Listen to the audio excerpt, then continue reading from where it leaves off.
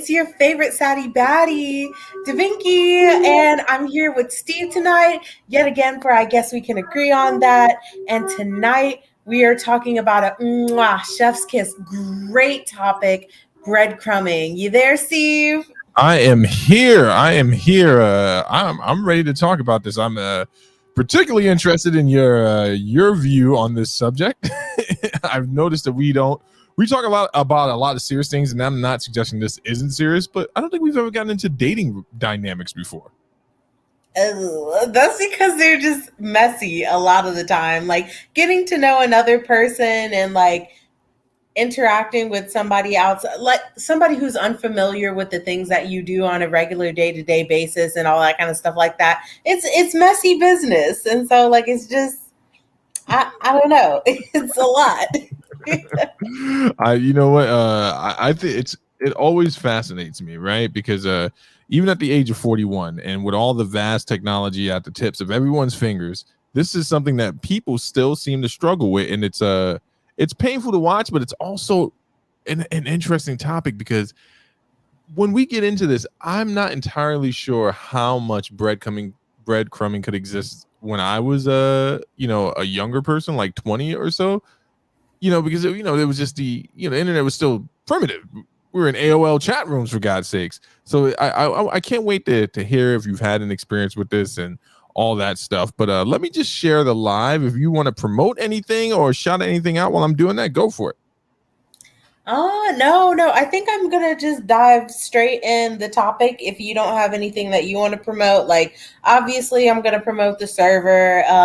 Follow me, you guys, on Discord. You can find me at Davinky #2013, and I'm happy to add you to the Feminist are Up server if that's something that you guys want to be a part of. But other than that, I don't I don't really have anything that I want to promote. How about you, Steve? No. I'll get it at the end. So I sent you a video. So we talked about this on Dope Dynamics this past Wednesday. It was before you came on, and so you didn't really get a chance to get into it. Did you read the article Bex had posted in the private message that we have? Yeah. You sound so melancholy. This topic is like really it's really rough because like sometimes I think that people are just like they don't know what to expect from a healthy relationship. So like all of these things don't seem like glaring red lights or flags or whatever indicator you have to show you that something's wrong. You know what I mean? But yeah. No, I know exactly what you're saying. You need to create. Here's the thing, right? I think that well, I won't say everyone. I have been guilty of this before, but it's one of those things where when you have the information. Well, we should start with what breadcrumbing is. What was your understanding of what breadcrumbing is? Okay, so from the video that you sent me, there were a couple of different subcategories of breadcrumbing, but I think what you're asking for is just like a basic definition so that everybody can follow what we're talking about and have like a base understanding of what the word is, right? Correct.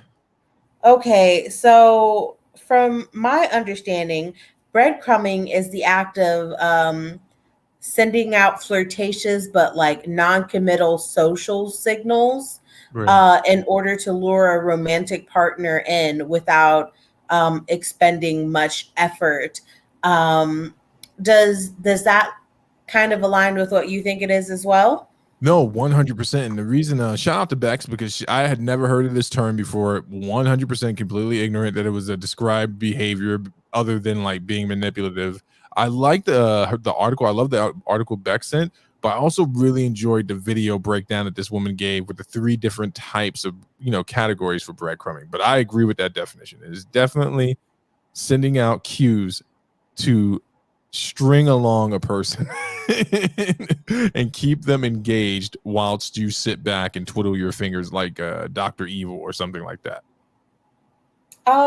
Like I wonder, because I watched the video, but like she kind of didn't go into some of the things that I think I have questions about, because like I was thinking, like, what if the other person just isn't very assertive?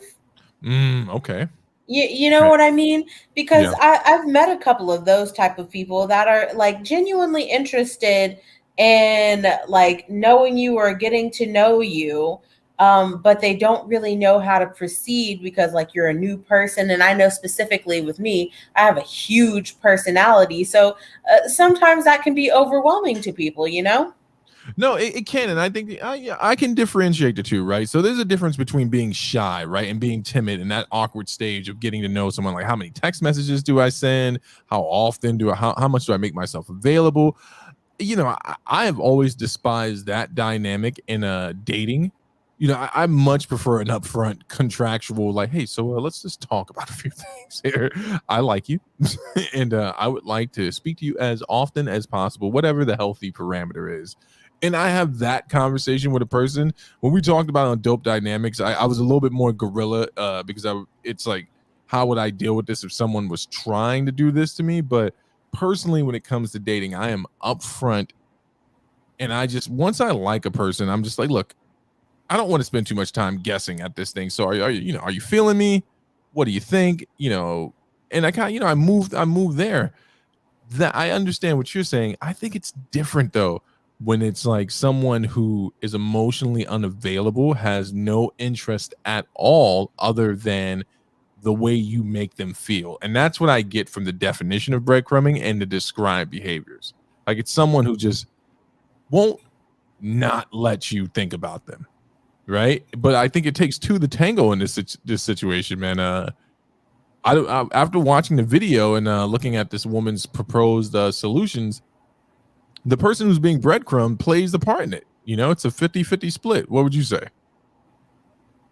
No, I definitely believe that's true. I agree with that sentiment.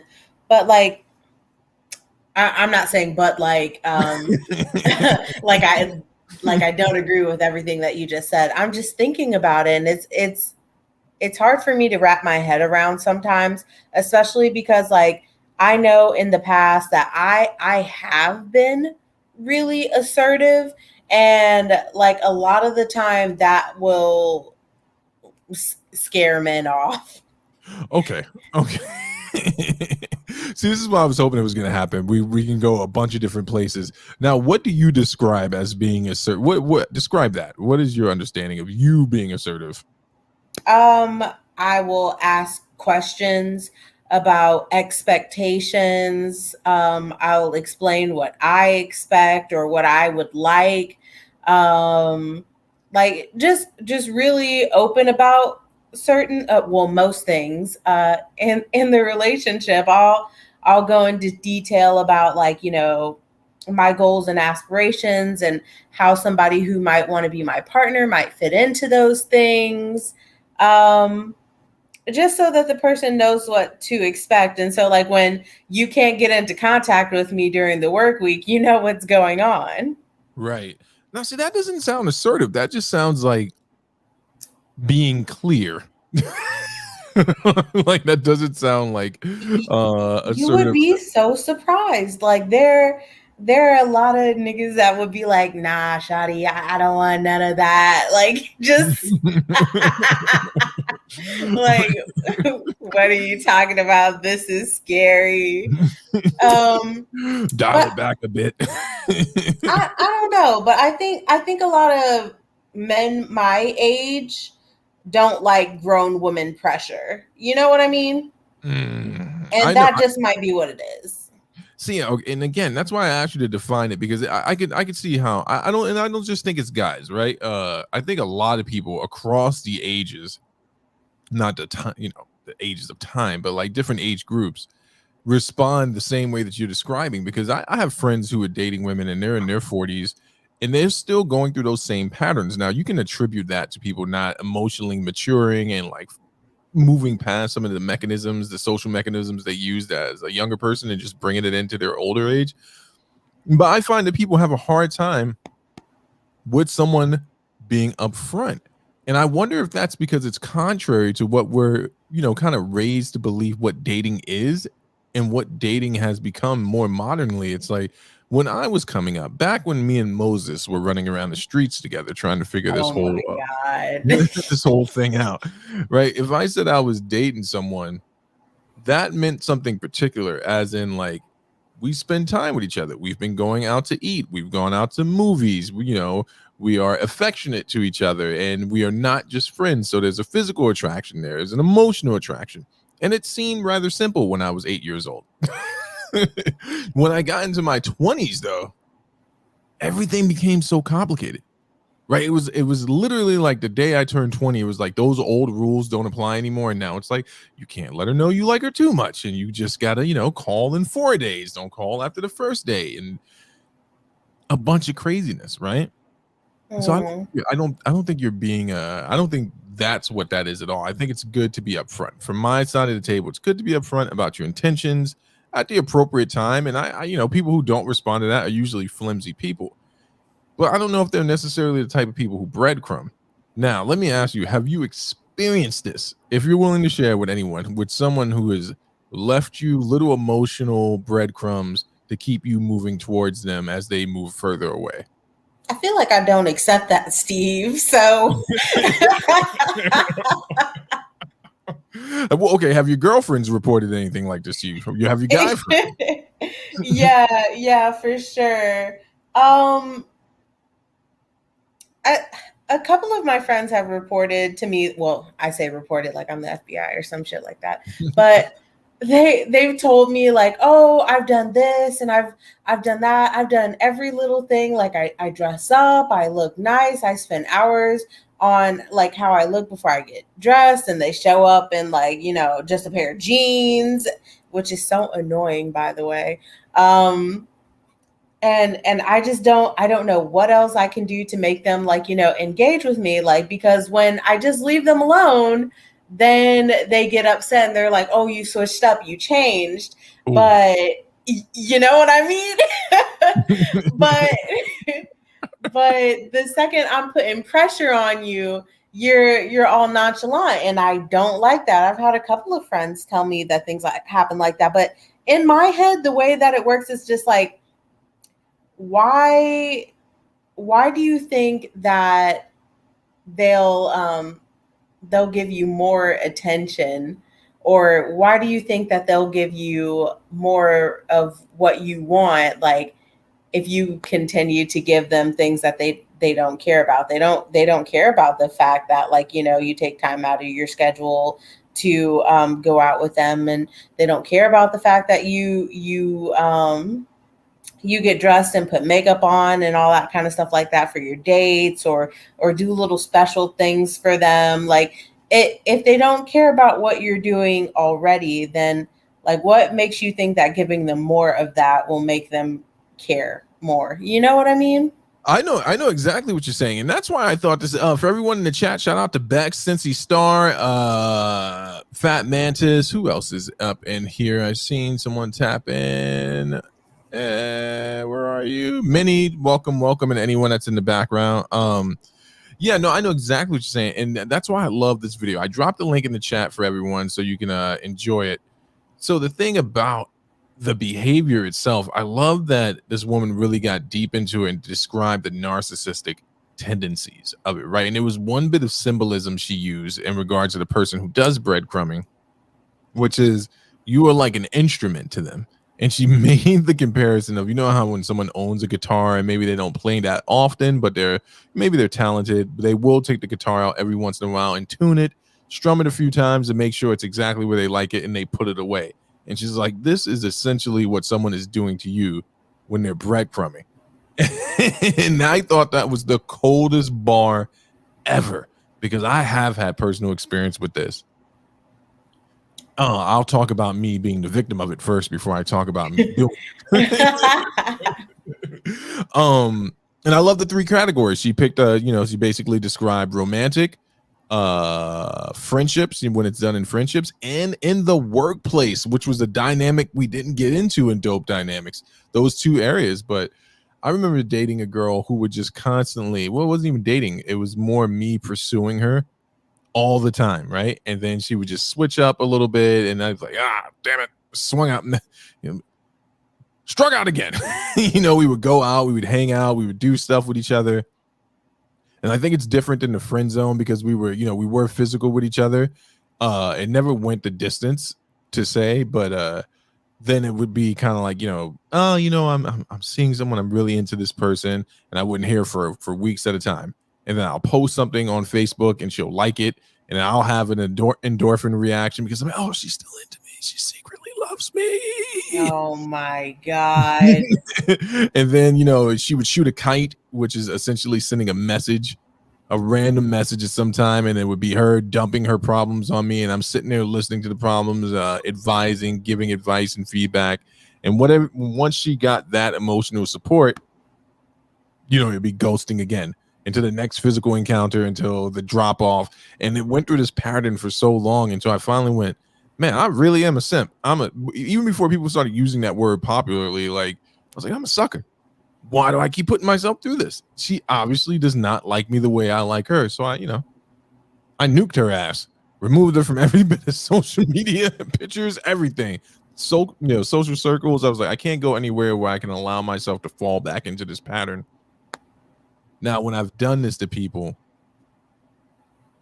thinking about it in hindsight, it is a horrible, horrible behavior where it's just kind of like, I know how much this person likes me and I don't feel them the same way. And I, will arrange some type of connection so I can feel better about myself. So I've seen both sides of the coin, but I was really interested in your perspective from, you say feminism is a political ideology. Is that correct? Did I quote you correctly? Correct. All right. Now, emotionally, as a feminist, well, let me ask you that question. Does your brand of feminism instruct you in any emotional interactions? I feel like it makes me aware of like little behaviors that can be indicators of bigger problems. Um, but it doesn't necessarily like dictate what I do, especially since like feminism it's so broad. Like there's so many theories. Like there's there's a lot of there's a lot of different choices based on what kind of person that you want to be. So like that's kind of a hard question for me. See, Like go ahead. like even between like us feminists, like we argue about a lot of things going on because it's basically dependent on what kind of life you want to lead. Because feminism, what it does is it advocates for women to be able to have the ability to choose whatever they want to do with their life, right? Okay. Right. So in that there are a lot of different kinds of women. So there's a lot of different kinds of theories, and there's a lot of different kinds of choices. So it's really kind of just like I don't want to say like a social indicator. It'll be like, hey, if this is the life you want to live, then like make sure you pay attention to this area, and this area. But if this is the kind of person that you want to live, these are a couple of the things that you want to look at, such as this, that, and the third. You know what I mean? I know exactly what you're saying. The reason I asked that question because I always wonder how someone's worldview would navigate them through something like this, right? So, and what I'm really surprised at, and and that's how I know this must be a good topic, or it hit you, it resonated with you. You have not, as of yet, 22 seconds in, attributed this behavior strictly to the patriarchy or men. Why is that? I find that terribly interesting, my sister. Oh, really? Yes, Oh. not in a bad way. Not in a bad way. I want you to know that. Like that was me giving you your flowers. Like, and that shows. That's why I asked you that question. So you just do you feel like this is just something that's categorized just simply as narcissistic behavior across the board for both sexes? Um, yeah, really. I do think that it is. And I think if that I attributed like this behavior specifically only to men, like it would kind of be an indication of a very large bias, especially because I think that it's a social condition. You know what I mean? How, So elaborate. I don't think that it has its roots in the patriarchy. Really, I think that it has its roots in. I know I'm stuttering a lot, but I'm trying to think while I'm talking, and my brain is Mhm. moving faster than my mouth. Um, I think that it has its roots in morality, which is a spectrum. Okay. And Mm. so it's dictated based off of like what you think is right or what you think is wrong, and what you're going to allow in your personal life, and what you're not going to allow in your personal life. And that's not really like a patriarchy type thing, you know? I like that because to me it is it is a question of morality, and it's I know it's like situational morality because it's dating, right? What is, and I guess this is where we're going to be heading with this. Are there agreed upon moral or dating rules that people should be following, or interactions with people that you have? How do we govern ourselves with interactions in regards to people that we're interested in?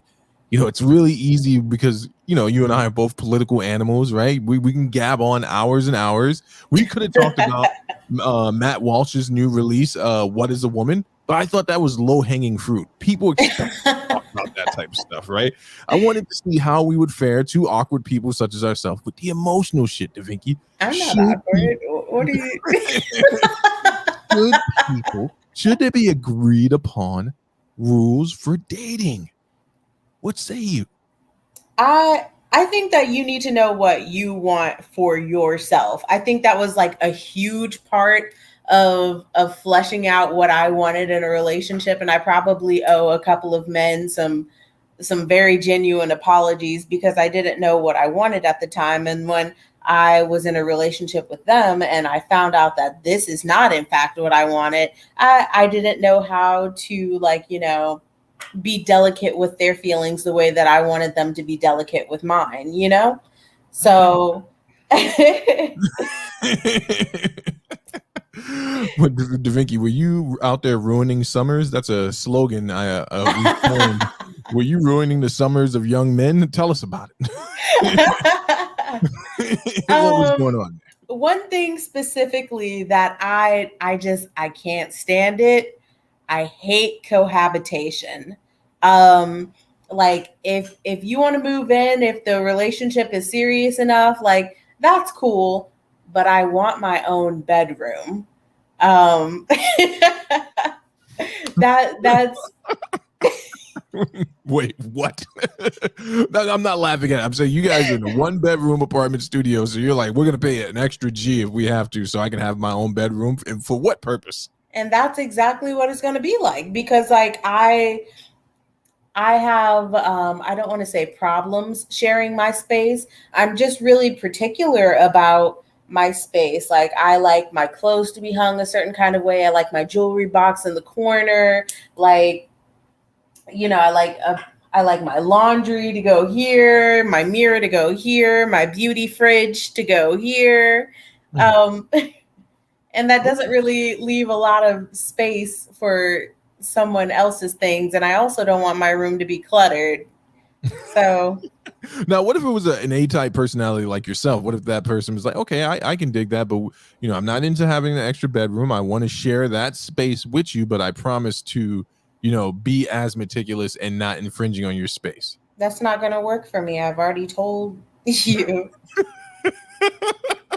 Is that I how need you would say it to them just like that? They're like, that's not going to work for me, and that's what I'm saying I'm right now. sorry. Like that's just something I know about myself now. Like Okay. I need a little bit of space and a little bit of time to be alone sometimes, because my social battery isn't always there. Like if you're always in my space, like eventually I'm going to get annoyed, and I'm probably going to say something out of pocket that I don't mean, and that's something that I'm working on fixing.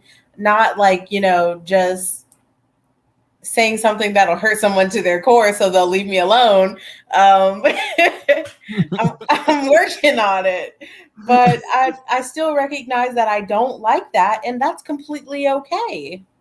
No, that is, and you know, it's all of what you agree on. I think it's what you negotiate in a relationship and what you agree on. Mm-hmm. I think you said something really important. I think people forget. I have forgotten many times in my own marriage and other relationships that it is still a social thing, right? You hear the word social and you assume more than two people, but you are socializing with a person, and if you're cohabitating, living with each other, you're socializing with them a great deal. And I think that sometimes we're groomed to believe that we have to share every waking moment with each other, when in actuality, that's not healthy. It's like it's okay if we're sitting in separate rooms, right? That doesn't Right. diminish my love for you.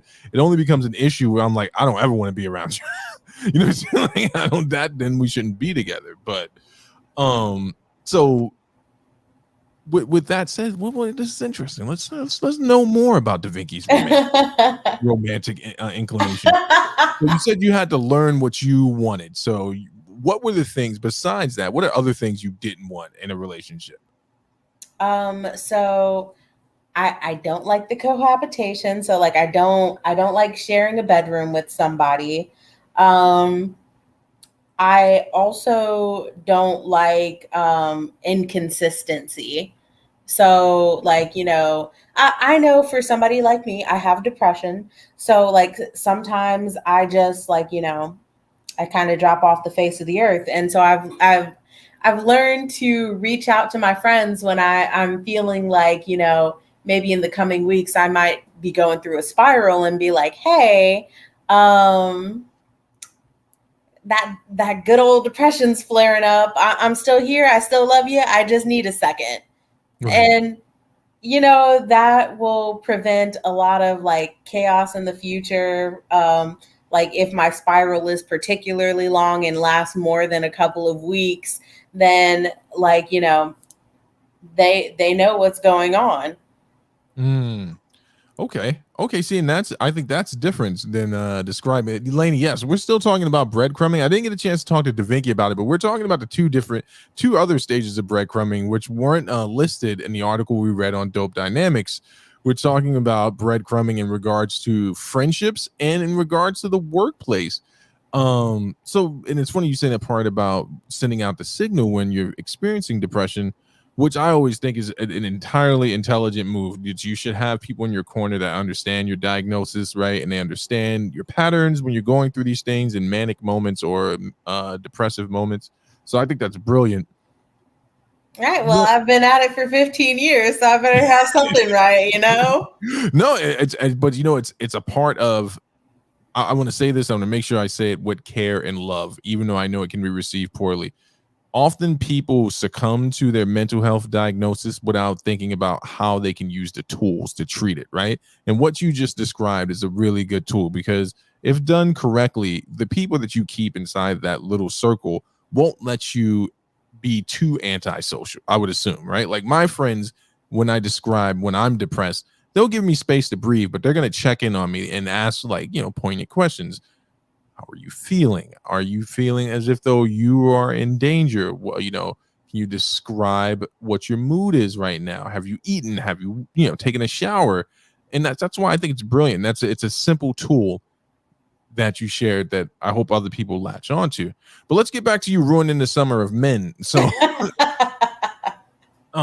so there's that, and no cohabitation. You're talking about your depression. What are some other things you realize you don't want? Because we can turn this show into let's find Da Vinci a date. Let's find No, I had a date this past weekend, Steve, and I don't want another one. Maybe I like women and I just don't know it yet. Oh, you sent that me in a private chat. I was wondering if you were going to go into it at all. Oh my God. Say it And again. I dare oh, you. I we dare you to started out so strong too. tell, tell us about the date. Oh my God. Okay.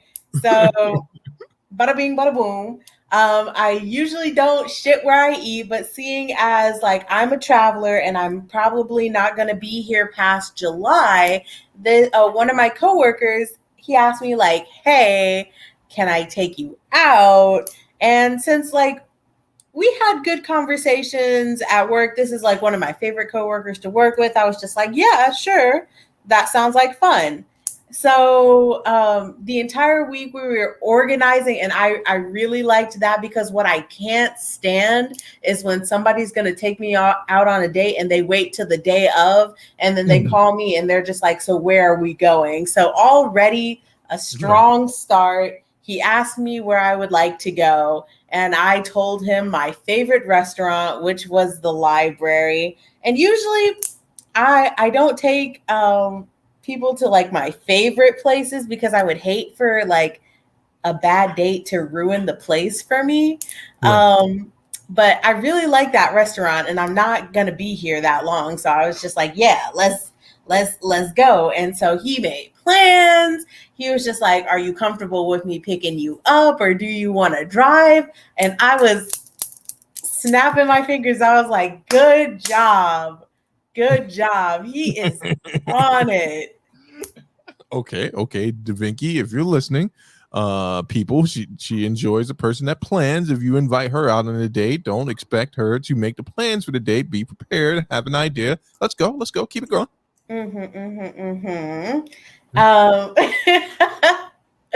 So bada bing bada boom, I spend like a good 3 hours on my outfit. I don't know if you guys can hear them, but I had a nail appointment. I got my nails done.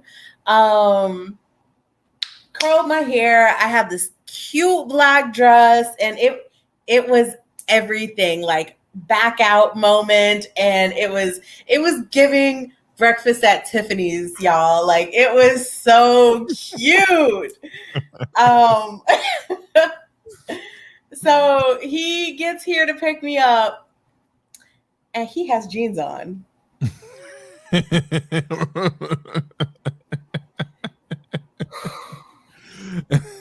And he has jeans on, y'all. Like, did he have sandals on?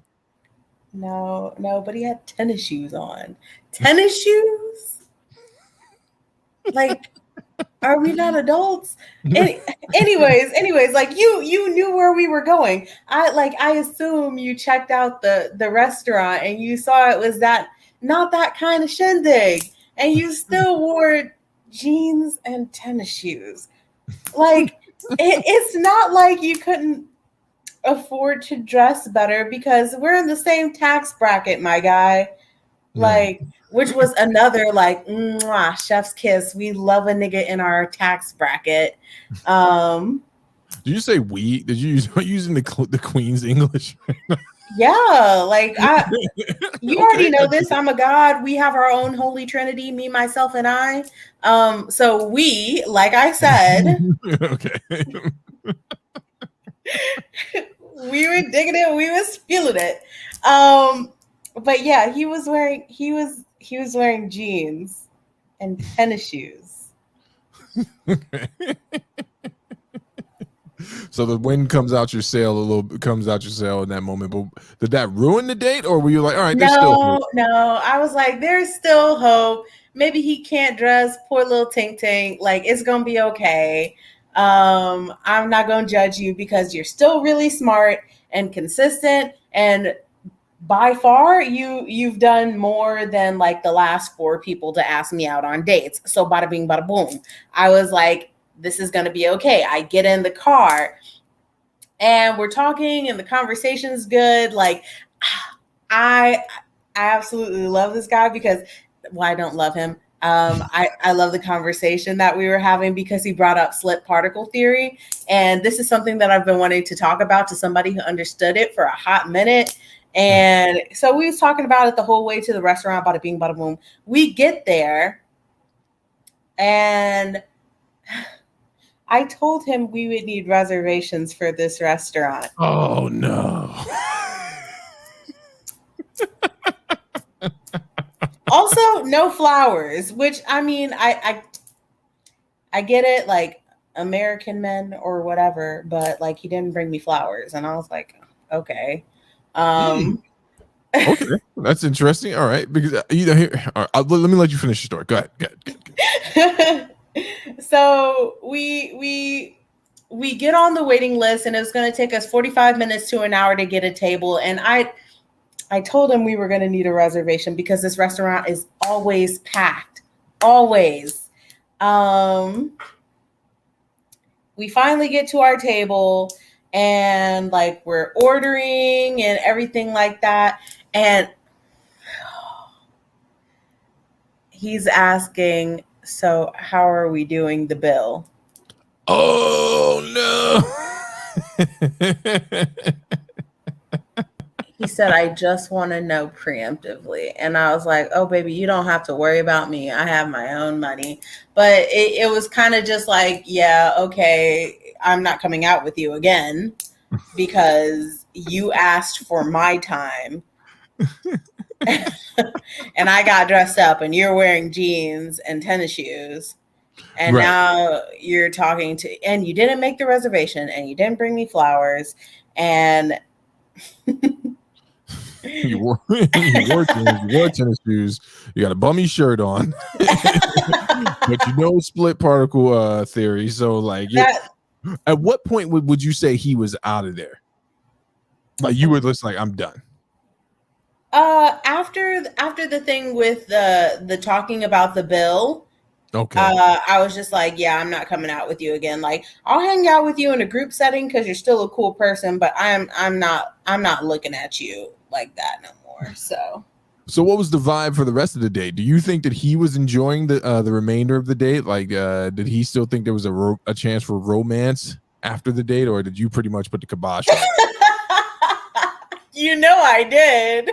Okay, tell us. So I assume he tried to go in for the kiss at the end of the date, oh no, he knew better at that point.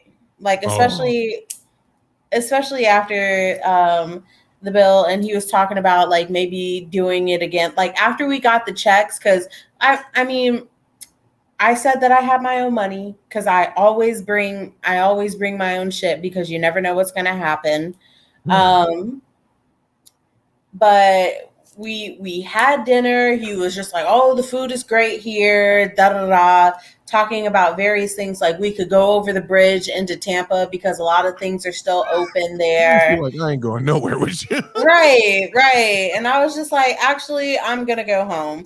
And he was just like, are you not enjoying yourself? And I was just like, I am enjoying myself. I was just under the impression that this was a date, and this was not a date to me. Oh, and what did he say when you said that? Oh, well, we talked about it. He was just like, well, what makes you say that? And I was just like, you make reservations for a date. You bring flowers for your date. Like, you get dressed up for a date. You don't ask your date about the bill for a date. This wasn't a date. You just wanted to hang out with me, and that's cool. But say that. Because I wouldn't have got dressed up. I wouldn't have got my nails done.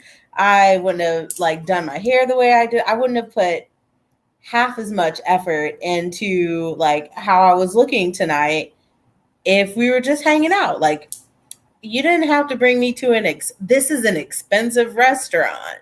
Right. It's my favorite restaurant. The ambiance is great. Like, the food is chef's kiss. You couldn't order a bad thing on the menu if you tried. And this scrub showed up with his extra long tee on, his jeans. And I just could not believe that. Like, are we not adults? See, and this is why, for me personally, my dating tactics when they were active, they're not complicated. For me personally, I have to know if I can even enjoy being around you before we go to a place like that. So I'm always going to be like, yo, let's go chill somewhere. Let's go hang out in the park. Let's go take a walk. I'll pick you up, whatever you want. Let's just go walk, be around each other. And within that time, I can say 20 minutes of you being in the car with me or us walking together if we're going anywhere like that. You know what I'm saying? Because it's like, I don't want to go and have what's supposed to be an amazing experience and it be awkward. Right. So I'm just like, let's walk around. It's a beautiful day in Central Park. We'll walk from 59th Street. We'll walk through the park. We'll go sit in the great lawn. You want a hot dog, ice cream, no carriage rides. I don't believe in that. We're not hurting no horses, so you can be entertained. But let's see if we can occupy the same space for a little bit. Now let's get back to the flower thing here for a second, DeVinky. You're a flower woman? I wouldn't have guessed that. I love flowers. Okay. Now, I promise you, this is not me trying to set you up for like a later date. And what about what you said on the 5th at 10:16 to make flowers, traditional rose? It's two friends having a conversation. Oh no, not roses, but not roses. Okay. But usually people bring roses, and like if they bring flowers at all, like I'm already a little bit impressed, because American men, like they do not get you. I have never had an American man bring me flowers. You've been dating the wrong American man. You've been dating the wrong American man. You've been dating fools that know about split particle theory. You need to date some fools that know about what women potentially want. And that might have been my first mistake. Like I am a STEM major. I know how the STEM major boys are. You got to talk. You have, listen. Let me hip you to some game. When we're talking to you, those are the times to offer up that information. Like usually, I don't know, I ask women questions like that. Like, so tell me about, your last date. What do you like to do? What do you think? And most times I find that women will tell you their expectations, whether they do it consciously or subconsciously. So I know that Mrs. Holdup doesn't like flowers. She likes the surprise of flowers, but she doesn't like them in practicality, because it's like they're just gonna die. How much did you spend on these? We could have done something else. And she was like that when we were dating. You know what I'm saying? She's like, we could have, had a few extra drinks instead of had these flowers. But other women that I've brought flowers to, they have told me that in conversation. Like I could sense that it was something like that. Did you guys have some type of courtship conversation there? Some pre-date convo? We work together. Like I talk to him every night when I go to work. Oh. What did you guys talk about at work? Just like different shows. Like he likes Mr. Robot and Westworld and Love, Death, and Robots and Black Mirror, like all those kinds of shows. We like conspiracy theories, so we'll talk about our little conspiracy theories. He lets me feminist rant, so that's a big one. You know what it is, DeVinky, and I say this like with love as a friend. You went out on a date with a buddy. And that is cool, but don't ask me out on no fucking date. I got my nails done. My nails were $120. Mani and petty, toes white. Like I have a black on black French with red undertones on my hands right now. Like they look immaculate, but like they were expensive. I wanted it to match my dress. Well, I'm happy that you did that for yourself and that you got, you wore the dress that you liked. I remember you were describing us the other night. I'm like, wow, she's really excited about this. Again, very, it caught me off guard a little bit how excited you were. Not in a bad way. It's just like, oh, okay, yeah, Of course I was excited. Like a nigga in my tax bracket who likes to talk about things I like to talk about and is a nice person that I don't mind, like, laughing and shooting the shit with at work, asked me out on a date. He doesn't even mind when I feminist rant. Like that was a rare occurrence, my guy. Now, let me ask you a question. We've gotten way off of breadcrumbing, but I'm enjoying this conversation much more. Now, let's say a brother not in your tax bracket would have shown up with flowers, and he's not in your tax bracket. He's got a job, right? He's got a job. He's got a 9 to 5. He's headed somewhere in life. He's not just some dude aimlessly living and walking about the earth, but he's not in your tax bracket. But let's say he would have hypothetically shown up with the flowers and footed the bill, and knowing how expensive this restaurant is, how would that make DeVinky feel? That would have been like big ups to my guy. And like, I think that it really counts, like if you're trying or if you're being ambitious. But I have a certain type of lifestyle that I want to live, and if I can provide it for myself, you know what I'm saying? Then what do you need him for? So wait, okay. Let me ask you a question, DeVinky. Now, if the man makes more than you, and he can provide the lifestyle you want, separate bedroom and everything. What does that mean for you? Like, would that mean you would not continue to pursue your career, or what does that mean exactly? I'm just trying to Oh, understand. oh no, I would definitely like I like to work and I like to Mhm. do what I do. Um like ideally in my head, like we have a plan. Okay, what's the plan? Especially especially like if we want big purchases like property. Um Mhm. so like our goals have to be in line to get the property that we want, and so like having a savings account or two different savings account where we're hitting mile markers every month. So that, and them being in two separate bank accounts, that way like if at any point my finances aren't tied up with yours, and you can walk away with the savings that you have and I can walk away with the savings that I have, you Mm, know. okay. So you want someone to be able to match you monetarily as well. Right, Well as right. okay. Okay. So you're not no, but would that does that mean you would not date the hardworking like 9 to 5 guy? Like what if he wasn't what if he no, I guess you answered that question. So no, he's out then, right? No, I don't think that he is, but like I'm just saying what I would like. And Mhm. that's another question that I think is really hard for me to answer, specifically as a Black woman, Mhm. especially knowing the socioeconomic situation that Black people have been in together. Right. Um, so it's hard for me to be like, oh no, he has to be in my tax bracket, because that eliminates more than half of the men of my own race. You know what I mean? Wow. Okay. Okay. Okay. Uh, so date went poorly then, right? So let's tie this into like other situations in regards to past like dating, and if we I don't know if we can even like still circle breadcrumbing into this.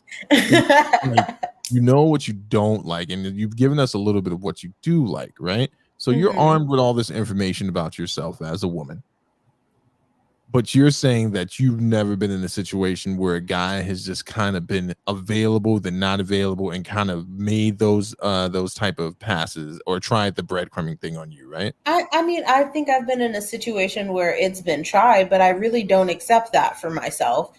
Okay. Maybe when I was like younger, and when I say younger, I mean I don't even think when I was younger, because like at 16, 17, 18, like I was moving out of my parents' house. Like I didn't have time to worry about a boy. Like I was homeless. So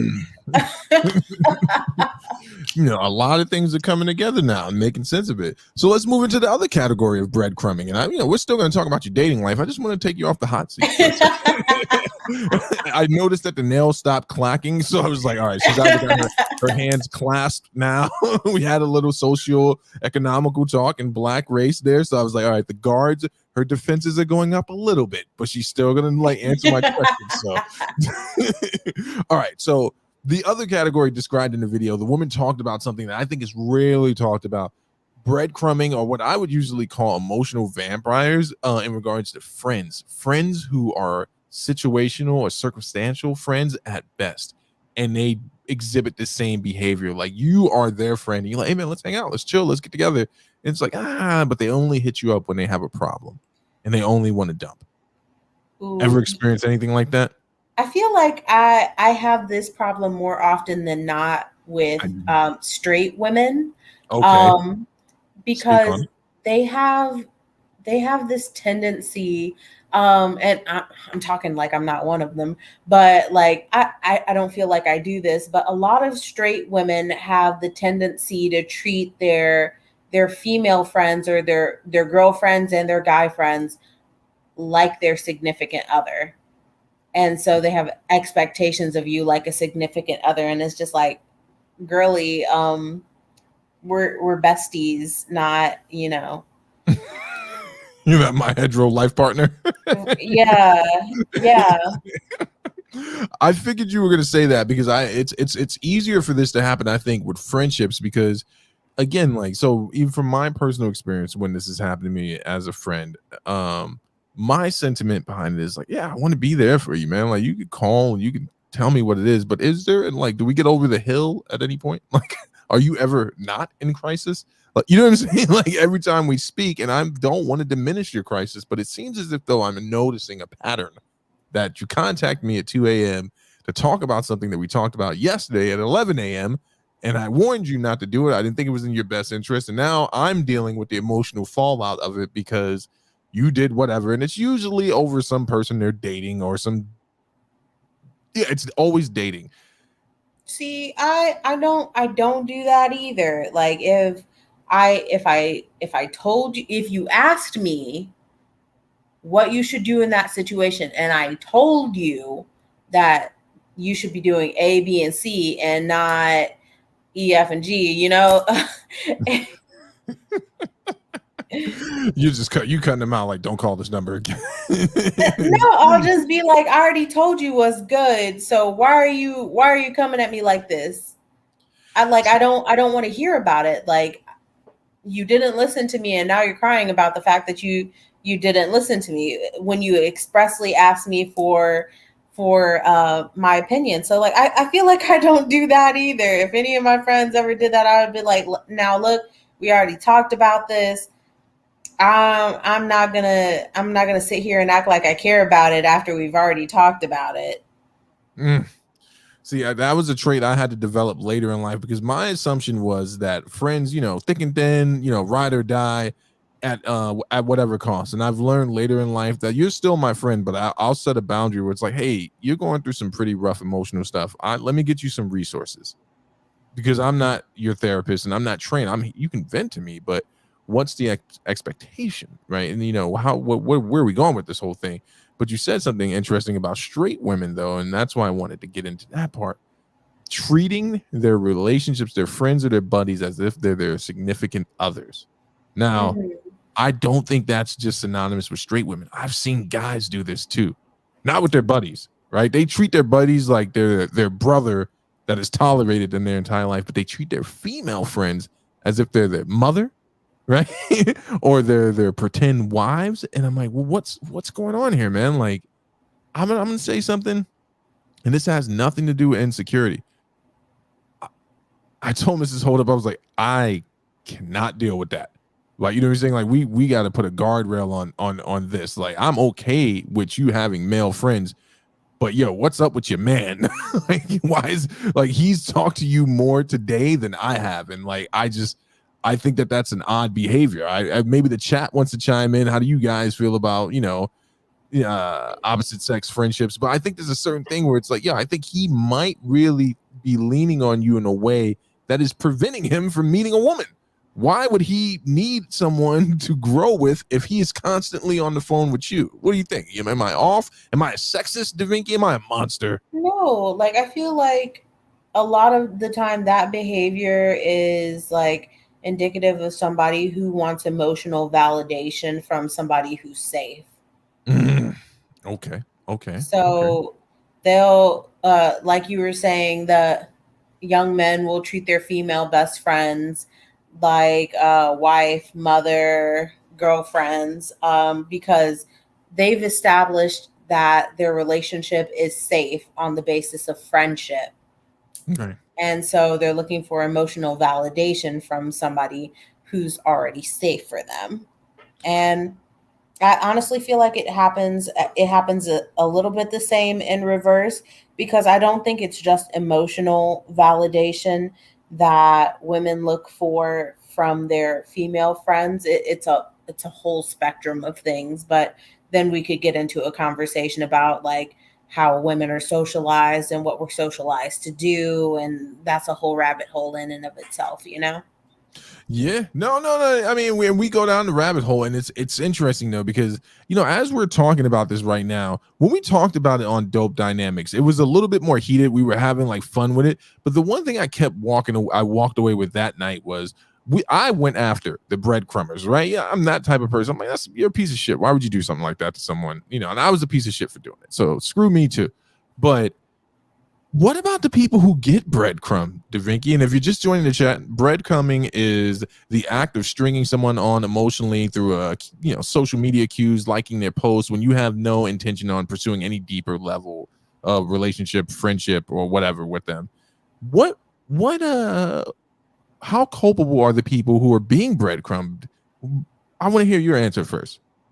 I think I think it depends on the environment that they grew up in, because like a lot of the time, if somebody does something over and over and over and over to you, then you start believing that that's what you deserve.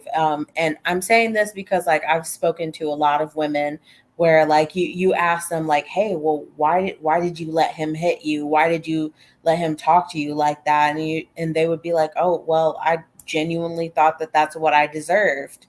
Mhm. um so I think it really depends on the background. If there's a background like that, then I hope that they grow to a place where like, they have friends that will give them tips. Or we live in the age of information. Like if you want to know better, like all you have to do is look. But I can't even say that in this instance, because like a lot of the times in instances like that, you don't know that there is better or that other people are getting better than you. You just think that this is a part of what everybody goes through in a relationship. So it's kind of hard to say what you should do in that situation. No, that's a good point because have you ever heard of the the 12-step group called Codependency Anonymous? This is a Oh, 12-step group. Go. those are those bitches that like that book. What's it called? The Fifth Agreement. Yes. Some of them, not all of them.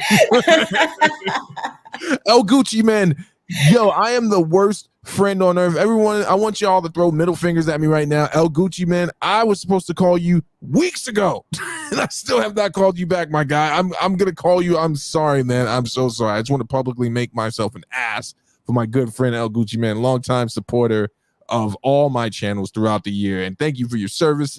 Everything you've done for this country. Why you got to be calling them bitches though? I didn't mean to. It just kind of came out like that. Yes. Because they quote it like it's the Bible. They'll be like, well, I read this book and it really just changed my life. It's called The Fifth Agreement. I'll be like, damn, bitch. So it's like when you're dealing with people who have codependency issues, which are it's a real thing. I think that a lot of times people are overdiagnosed or misdiagnosed in this day and age, and some people diagnose themselves. But I've met people who genuinely struggle with codependency. I could see how they would latch on to a situation like this because even the codependent person exhibits, sorry to all my professors and all my friends in the clinical community, I disagree with a lot of you on this. I believe that someone who's codependent also exhibits narcissistic behavior because everything boils down to them and how it's going to make them feel. Now, sometimes I struggle with whether or not it's subconscious or overt, but here's my thing though, because Mantis had brought something up that was great in the chat last time. What is my social obligation to you? And we talked about the shared morality at the beginning of this in regards to communication nowadays, romantically or otherwise, right? Like for me personally, I'm just this type of guy. Shoot me a text in the morning. Hey, babe. I'm like, hey, babe, what do you got going? And, we take it from there. You don't need to text me all day. And if you want to text me all day, do that. But, I'll usually say, hey, I'm going to be, when I was doing crisis intervention work, I'm like, hey, I'm going to be with a client 24 hours. So I want to tell you that I miss you. I love you. Everything is great. I don't want a life with anyone else, but this is the one text for the day. You know what I'm saying? Like I'm going to be dealing with a severely mentally ill person. Or before Mrs. Hold Up, it would just kind of be like, hey, how you doing? Just shoot a text out. What level of communication do you think people should exhibit? You just went on an awkward date. Spill. I know your heart's open a little bit. How should we be handling? I think that everybody has different expectations because everybody is a different person. So I think that what's most important is that you get to know what kind of person you are and the things that you like, and how you best how you best work in relationships, and then you tell your partner about that. Like for me, like once a day or once every other day, like a little check in, unless you're going to be gone for an extended period. And then once at the beginning, once at the middle, and then I'll see you when you get back type thing is cool. Like just elaborating these things to your partner, like why you like those things. Like, oh, um maybe you get really anxious and you think that they've been in a car accident if you don't hear from them in like a week Mhm. or so.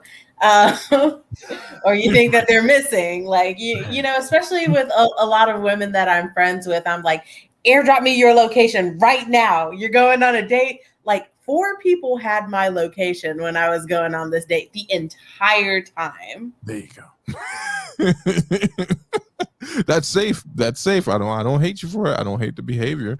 Um, when I got with Mrs. Holdup, one of the things I would tell her is that, like, listen, I'm not trying to control you. You do you, but I just want you to know I've seen the worst of people, right? I've seen Right. people do horrible things. So I'm always looking at that type of stuff, right? The area we lived in before was New Rochelle, New York. And this is, it was becoming like an affluent area. It's always been an affluent area, but it has a rougher side.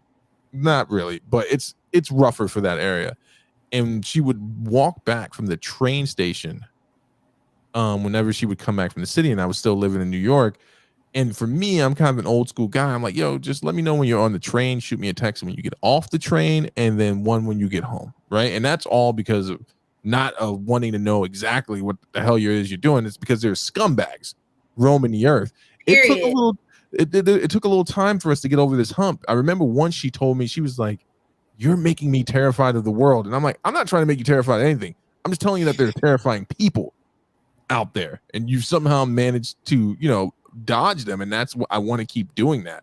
And we had to learn how to communicate through that shit, because she thought I was trying to control her. I'm like, yeah, what do I look like? I turn it to you? I'm trying to keep something from happening to you. And then sure enough, nothing happened to her, but young ladies in the area started getting robbed like on almost a nightly basis. There was a New Rochelle college there, and the projects were right next to the college, so you can only imagine what started to happen after a while. And she finally understood, and she was like, I get it. I'm like, yeah, I'm not trying to control you, but we had to communicate through that type of stuff. You probably thought I was trying to control it, though. Oh shit, Agent Johnson got Da Vinci. He didn't get me. I was hitting my vape. We can shift back and forth. I feel like we're having a very good conversation about relationship dynamics. Do you think I was trying to control Mrs. Holdup? No, but I also think that, like, especially with women or with men and women relationships, you have to elaborate that, like, hey, I'm worried about you because there are creeps. That's why I want you to, you know, make text me and make sure you got home, because I care about you, not because I'm trying to control you, because that's something that we actually have to worry about. Yeah. And I think there's a different behavior that goes with a guy that's controlling. Now, though, his text is just like, you text me or else type, or you know what I'm saying, like something else. But well, now let's get back to your dating preferences here.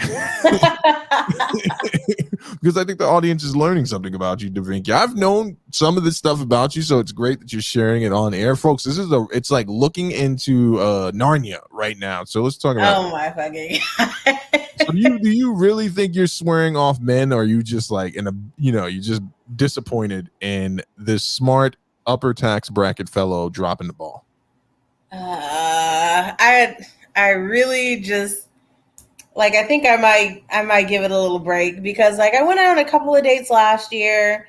This is one of like 4 dates that I've been on this year, and they're just not doing it for me. They're not doing it for me, and like, I think I'm the same as any other person who like looks on the internet and sees like these people with people who actually take time and effort to put into their dates. Like I follow this one girl and her boyfriend took her on a vacation to like this place that she always wanted to go. And I mean, they've been in a relationship for a little while. Like, I don't expect somebody to take me on a vacation off rip, but like, I do expect that level of consideration because I'm that considerate, you know? Like, last boyfriend that I had, I knew his favorite meals. Like, I knew what he was allergic to. We had medication. Like, there was a level of consideration for their preferences, you know? No, I know. See, now this is interesting, right? Because originally, when I asked you to do this, when we talked about doing the show, these were some of the conversations I wanted to have because I think, and I think this was kind of a missed opportunity when we did, when you came on for Conversations That Matter. I didn't really get a chance to ask you stuff like this because I think people assume when a woman is a feminist, what they hear in their head is that she is hard, cold, detached, and not emotional. So I think a lot of guys, I'll say guys, assume that feminists would not want a man to bring her flowers, like bring me a book, or bring me. I love books too. Like, if you know the books that are in my queue and you get them for, but that can get expensive because I read like 7 books a week. Like, I finish a book every day. My pockets are crying. You got to get that Kindle Unlimited subscription. Kindle Unlimited, man. I don't like Amazon because I don't like Jeff Bezos because I don't like capitalism. But thanks what for the the hell? You just talked about having a man that can be in the upper tax bracket. You want to have enough money to have an extra solitary room. Now, I want an office and a library, and I don't think it's too much to ask for. If I'm going to live in this hellscape, I'm going to have what I want, okay? Yeah, but what say you to that, right? Because I know you have said that, feminism is a political ideology. It is not a compelling not a worldview. It's not the type of worldview that impacts all areas of your life. Well, how do you saying this now, knowing that some men would be scared, and I'm going to use that word, scared, to ruin the opportunity because you're a feminist by approaching you wrong? What advice would you give them if they're dating a feminist or they're going out on a date with someone who identifies as a feminist? I really don't think that it's hard at all.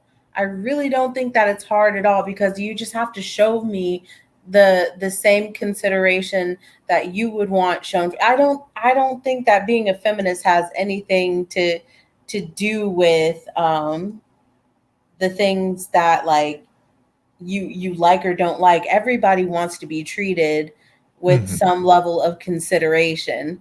Like, there may be certain things that I notice or I point out because I'm a feminist and I recognize like what's passed down in like a patriarchal society and how those things detrimentally affect me. And I might be more vocal about those things when I see them. But like at the heart of it, I just want to be treated like with consideration. Dare I say, Demiki, do you want to be treated like a woman? Do you want to be treated like with respect when someone's romantically interested in you, like valued, and you want them to come correctly in their attraction to you? Would I be wrong in saying that? No, I don't think you would be wrong in saying that. I will have to add this though, like something that a lot of men don't do, even if they're on board with the feminist stuff, is just like looking at the theories as though they apply to them as well. So a lot of men like to exclude themselves when they read a piece of theory, or if I show them a piece of theory, like they'll be looking at it as if it doesn't apply to them, and it just might. And I think that that's a problem sometimes. Yeah, no, and I get that. I think let me try to rephrase my question a little bit here, right? So you you were going out on a date with this guy and you were happy to go on a date with him and you did a series of things that made you feel good about going out on a date. I understand that at 41, right? That women will buy dresses that make them feel good, and a byproduct of that is they enjoy the attraction from the man. Those two things work in tandem sometimes, but it all is supported by the foundation. Well, this is what women have reported to me. The foundation of like, I do this to make me feel good, so that way I feel good when I'm out with you, and then it all works together. Right. Like I want to look my best. Right. I get that. But I think that what happens in this conversation, and I think it might have just happened in this moment, is that let me describe the other side of the table.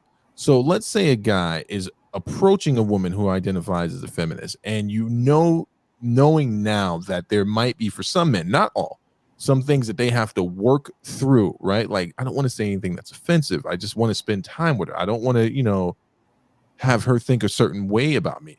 This is your opportunity to, step outside the comfort zone and say, hey, approach her this way. Or then I know it's not synonymous across the board, but just some generalized tips that you can give, the guys who maybe don't identify as feminists, but they understand the ideals and the pursuit of equality for women, and they support that. What tips would you give those guys besides don't wear jeans and a white tee to an expensive restaurant? Be prepared to ask and answer questions. Okay, give us a for instance.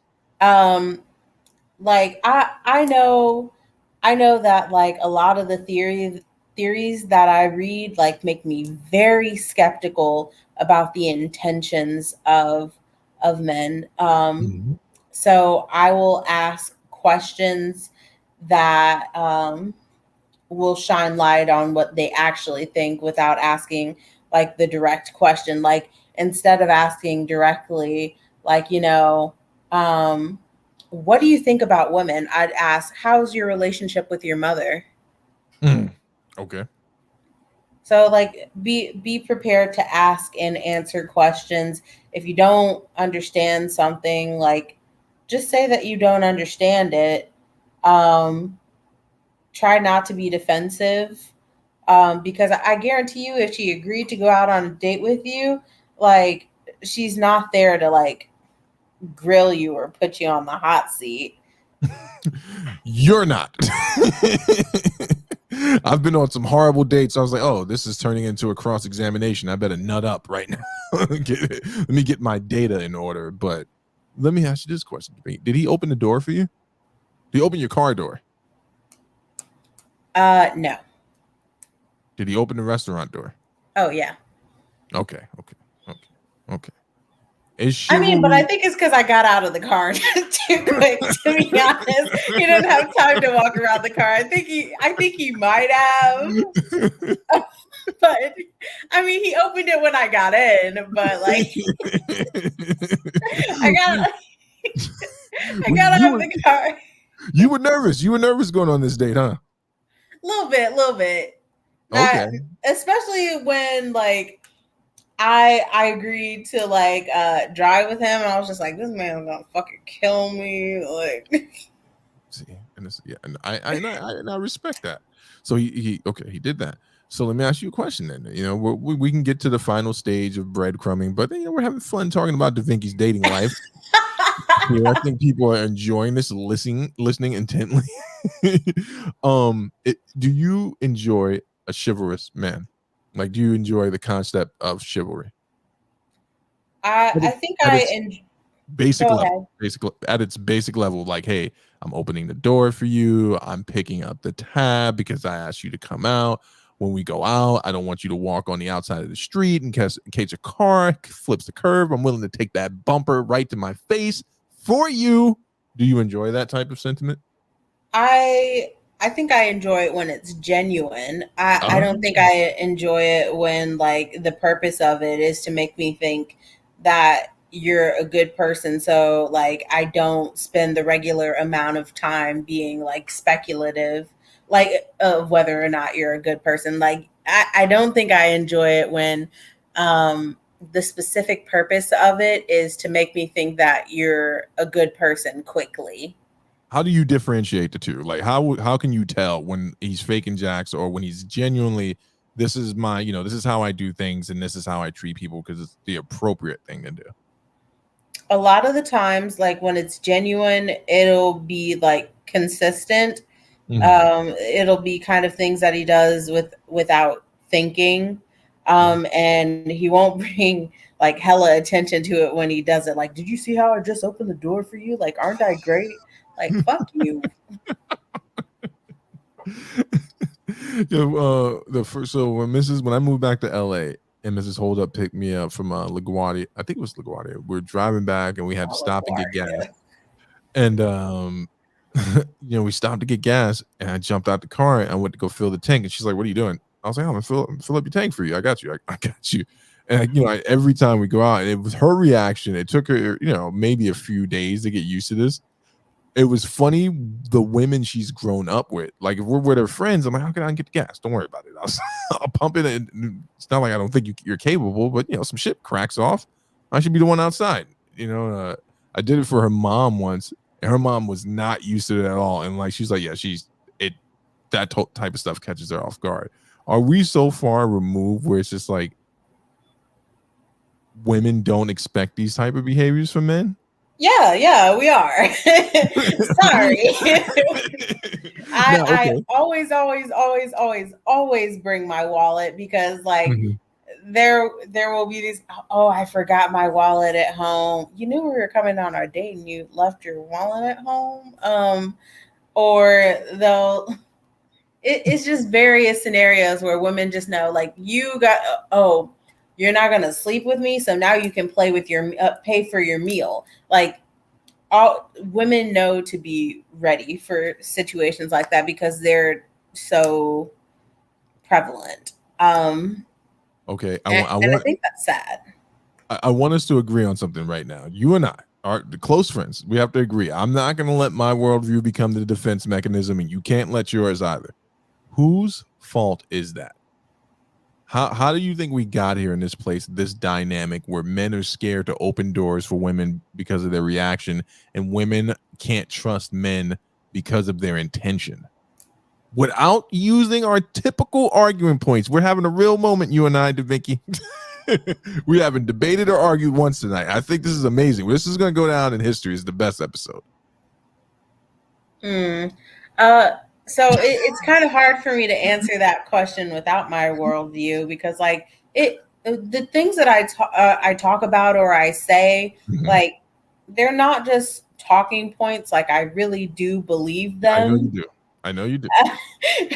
But I'm talking on an emotion. I'm appealing to your emotions right now. We're gonna have an emotional conversation. I believe everything that you say, and I know you live it. But what do you think? How did we get here, Dwinky? So what I feel like and not what I think. Yes. Huh. Huh. Um.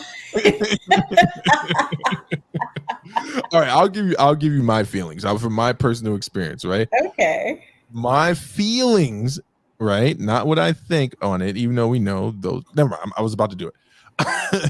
I feel as if I was literally about to do it right then and there. I was like, there's a connection where it's thought, what it's feeling, it's thought. But I feel as if though, from my vantage point, it started to change and I stopped doing it. Not because I thought women expected me to do it or because I was like angry, but because I kept hearing, not even from the women I was dating, I kept hearing that it's just corny, right? No woman, and this is never from a woman that I've ever had any significant time with. It was always with some fuck girl, that it's corny for a guy to behave like that. That it's weird. You look desperate. It's strange. And I was like, oh shit, I don't want to look weird, desperate, and strange. I don't look like I'm thirsty. So I just stopped doing it for a little while because I was like, yeah, fuck that. Fuck that. Fuck that shit. I ain't opening no doors. I ain't corny. And then I remember like, wait, why do I give a fuck about this? Those are a bunch of dysfunctional people that practice those type of things. So I just started opening doors again. I don't care if you like it or not. I'm here. Let me open that door for you. I got you. And then I just got back into the habit because I was like, this is the right thing to do. How does that resonate with you? So You're still stuck on my feelings. I'm trying to think about it. Like what do I feel like happened? who it's really hard to separate the two. Truly it is, because like I know what I think, Mhm. but like Okay. oh shit, am I Okay. about to get into like that I don't know how I feel? Because like um oh damn, my therapist might listen to this. Solomon, I promise, like i'm I'm being good. Because I do this thing sometimes where I intellectualize my feelings, and I think I've done it so much that like I don't know the difference. Okay, I got Um, you. so I I feel like I feel like there were so many women who accepted um, below the bare minimum that it no longer became like a thing that was required in order to show somebody that you cared about them. Right, right, right. I'm proud of you, DaVinci. You can unclench your hands now. All right, let's get into we're at 121. Let's get into the last variation of breadcrumbing. So she talked about it, the video presenter, the commentator, she talked about it in the workplace, where it's a series of events that your boss does to string you along into believing that there's advancement available to you, and they will drop little nuggets saying, hey, do this thing, do that thing. And I think that's more common, and that's kind of, I'm glad we saved it for last. I think that's really destructive, especially as a working man. In both instances of my professional life, I watch people fall from this for their boss. I'm like, hey man, there is no evidence that they're going to promote you at all. But what there is evidence of is that they've done this multiple times. What do you think? No, I think that's a correct assessment. I I think that in a work setting, you just have to keep your eyes peeled to like avoid things like that. Like look at look at other people in your same position. Like how long have they been there? Like I think that that's why I couldn't stay with the thing that I initially got a degree in, because like I would get into the field and I saw that the people who were in the positions that I wanted to be in were there for like 30, 40, 50 years, and there was no sign of them retiring, and everybody was waiting with bated breath for them to, like, I don't know, be in a car accident or die, or in in order to get some upward movement. So I feel like and in a work type setting, you just have to keep your eyes open. Like look at other people in your same position. How long have they been there? Like are they doing the things that are suggested that you do, and there still hasn't been any upward mobility for them? Like I think it's just important that you keep your eyes open. Also, there are like huge red flags, like people in the workplace saying that, quote unquote, this is a family, so you have to do what you have to do for the family. Fuck out of here with that bullshit. Like I can't stand that. Just keep your eyes peeled, I guess. No, and that family shit, or the this is a healthy system in which we all operate together. I'm like, don't try to beat me upside the head with corporate speak. And yeah, I agree. Those partners in brokerage and law firms, they got to die before you get your name on the plaque or even be considered for that. So, all right, let's get back to the dating shit. Let's get back to the dating stuff. All right, Vicky. So now that I'm out here, I got you confessing your feelings and stuff like that. Short or tall men? I mean, I have preferences, but it doesn't really matter Well, because, like, what's your primary preference?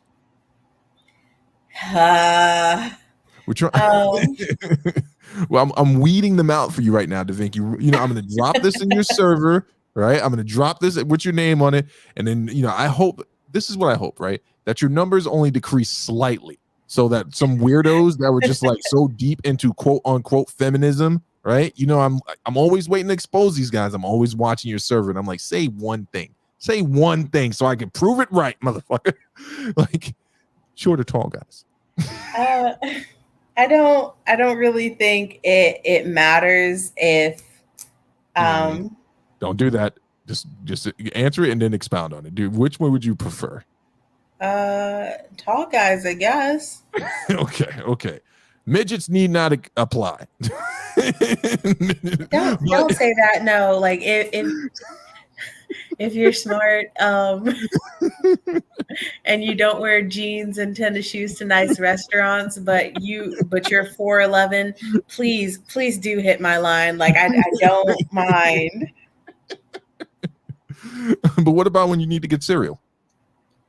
You I need keep it in the bottom cabinet. Oh shit, son. All right, so we got you it depends is what I'm gleaning from that. Now, here's the next question. Right? Weeding out the weirdos for Oh DaVinci. my That's what I'm gonna name this god. video. Weeding out the weirdos. Um, hood sometimes or hood not at all. What do you mean?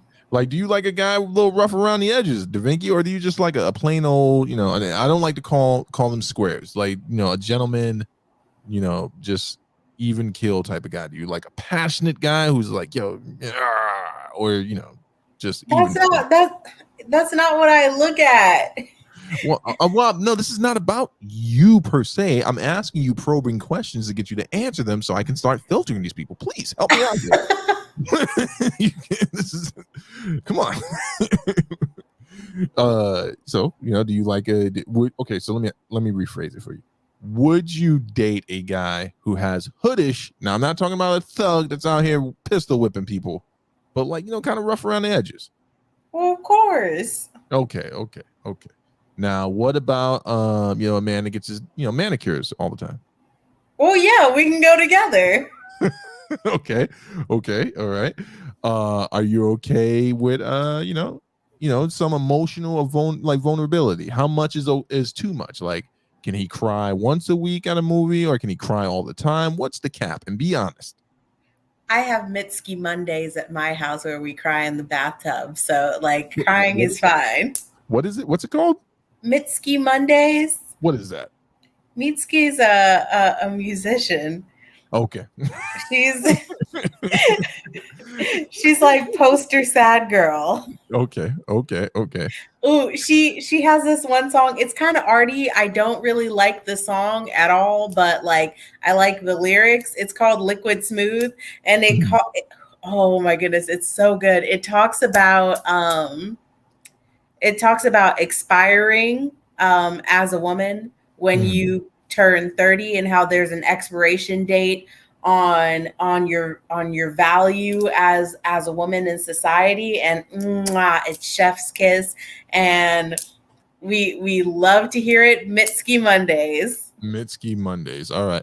So you're okay with him. You're okay with crying, which is, of course, emotionally healthy. Everyone's got a purge. Everyone has a reaction. There are tears of passion, tears of joy, and tears of anger. But is there a point where you're like, okay, you're a little too emotional? And does that necessarily have to be about tears, though, when it comes to guys you're dating? Like, how emotional is too emotional for DaVinci? um I think it's just more important to me that you're able to hold it together when it matters. Like Okay. when you're distraught, like if you just fall all to pieces, like right there and then, and you're inconsolable, then that might be a little much for me. Not saying that it's a bad thing, because there is somebody who has like the capacity to care with you like that, but it's just not me.